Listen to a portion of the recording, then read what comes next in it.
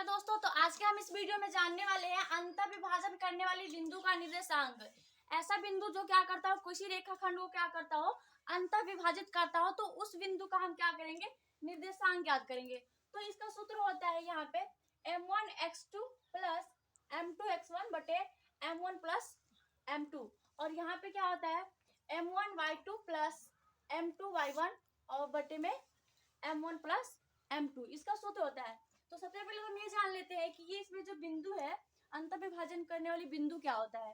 तो जैसे कि यहाँ पे मैंने क्या है, कोई रेखा लिया है, जैसे यहाँ पे ए और बी, तो इसका जो क्या होगा, निर्देशांक होगा x1 y1, और इसका जो निर्देशांक होता है x2 और y2। अब ये कोई रेखाखंड है, यानी ये कोई रेखा है, अब इसको कोई काट रहा है। जैसे कि यहाँ पे मैं बता दूं, ये कोई बिंदु है जो इनको क्या कर रहा है, विभाजित कर रहा है। तो इस जो बिंदु है जो इनको विभाजित कर रहा है, तो इसको हम क्या कहते हैं, जो ये बिंदु विभाजित कर रहा है, तो इसे कहते हैं विभाजन बिंदु। विभाजन बिंदु, तो इसे तो हम कहते हैं विभाजन बिंदु, क्योंकि ये विभाजित कर रहा है। तो अब यहाँ पे क्या हुआ, जो इस बिंदु से इसकी दूरी है, और यही बिंदु से इधर की दूरी है। अब इसके दो दूरी हो गई, एक तो इधर वाला हिस्सा है, एक इधर वाला हिस्सा। तो इधर वाले हिस्से को हम क्या बोलेंगे m1, और इधर वाले हिस्से को क्या बोलेंगे m2। यानी कि जो विभाजित किया है, तो इनकी दूरी के हम क्या क्या कह देंगे, m1 अनुपात m2। ये हो गया इनका अंतर विभाजन करने वाला। और ये हो गया क्या है, ये तो हो गया इसका निर्देशांक ए का, और इसका हो गया इसका निर्देशांक। ये कोई बिंदु मान लेते हैं, ये r है, तो इसका निर्देशांक क्या होगा x y, यानी कि इनका निर्देशांक क्या होगा, भुज कोमा कोटि में आएगा। तो इसीलिए हम इस बिंदु का निर्देशांक ज्ञात करने के लिए हम इस सूत्र का प्रयोग करेंगे, और इस सूत्र से हम क्या करेंगे, ज्ञात करेंगे। तो चलिए आपको इसके हम उदाहरण से बताते हैं। जैसे यहाँ पे एक क्वेश्चन है, उस बिंदु का निर्देशांक ज्ञात कीजिए जो बिंदुओं इतने और इतने को मिलाने वाले रेखाखंड को 2:3 में विभाजित करता है। यानी कि ये कोई क्वेश्चन है, और हमें इसमें क्या ज्ञात करना है, उस बिंदु का निर्देशांक ज्ञात करना है जिनको क्या करते हैं, कोई बिंदु 2:3 में क्या करता है, विभाजित करता है। तो इसीलिए हम इसका क्या लगाएंगे, अंतर विभाजन सूत्र लगाएंगे। तो सबसे पहले हमें क्या ज्ञात होना चाहिए, यहाँ पे हमें ज्ञात होना चाहिए, यहाँ पे x1 और y1 और x2 और y2, और यहाँ पे m1 और m2। तो यहाँ पे x1 और y1 ये सब क्या है, मैं आपको बता देते हैं। जैसे यहाँ पे जो है ना, ये होता है x1 और ये होता है y1, और ये होता है x2 और ये होता है y2, और जो ये विभाजन कर रहा है, तो ये होगा m1 और ये होगा m2।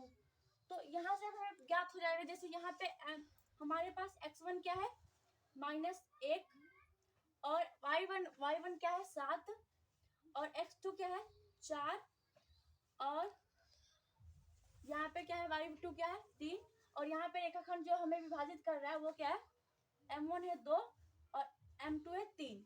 अब हम क्या कर देंगे, इस सूत्र में क्या करेंगे, इसको निरूपित करके हम क्या करेंगे, निर्देशांक ज्ञात करेंगे।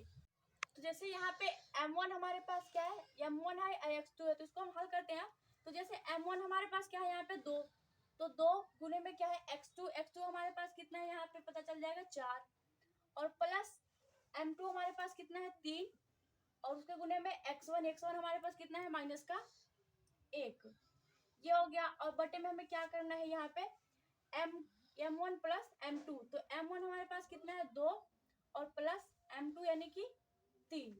अब हमें क्या हो गया, यह तो हमें क्यों अभी भुज ज्ञात हुआ, अब हमें कोटि ज्ञात करना है। चलिए अब इसको हम हल कर लेते हैं। जैसे यहाँ पे क्या है m1 और y2, तो m1 हमारे पास कितना है 2, और गुने में y2 हमारे पास कितना है, यहाँ पे देख सकते हैं -3 क्या है y2 है, और प्लस यहाँ पे देख लेते हैं m2 और y1, m2 हमारे पास कितना है 3, और y1 हमारे पास कितना है 7। तो m2 हमारे पास कितना है 3, और y1 हमारे पास कितना है 7। ये हो गया इसका। अब बटे में हमारे पास कितना है m1 प्लस m2, ये हो गया। अब हम क्या करेंगे, इसको हल करेंगे ताकि हमें क्या हो, उस बिंदु का निर्देशांक ज्ञात हो जाएगा जो विभाजित कर रहा है इसको। जैसे अभी इसको हम आगे हल करेंगे तो क्या हो जाएगा, इसकी गुणा कराएंगे तो 8, और इसकी जब हम गुणा कराएंगे तो माइनस का हो जाएगा 3, और बटे में कितना जोड़ के देखो तो 5। और यहाँ पे देख लेते हैं, यहाँ पे क्या आएंगे तो क्या हो जाएगा, माइनस का 3 दूनी 6, और यहाँ पे क्या हो जाएगा प्लस का 3 सत्ते 21, और यहाँ पे जब जोड़ लेंगे तो हो जाएगा 5। अब आगे हल करके देखते हैं इसको। जब आगे हल करेंगे तो ये जब इसमें से घटाएंगे तो कितना बचेगा, 5/5, 5/5 हो गया यहाँ पे। और आगे यहाँ पे क्या हो जाएगा, यहाँ पे जब घटाएंगे तो क्या हो जाएगा 15 प्लस का और नीचे 5।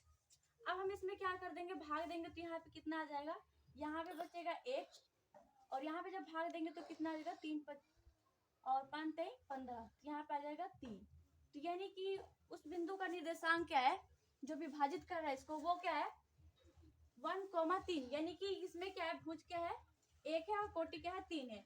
तो उस बिंदु का निर्देशांक हमारे पास ज्ञात हो गया, ये है वो बिंदु का निर्देशांक। तो ये हो गया आंसर।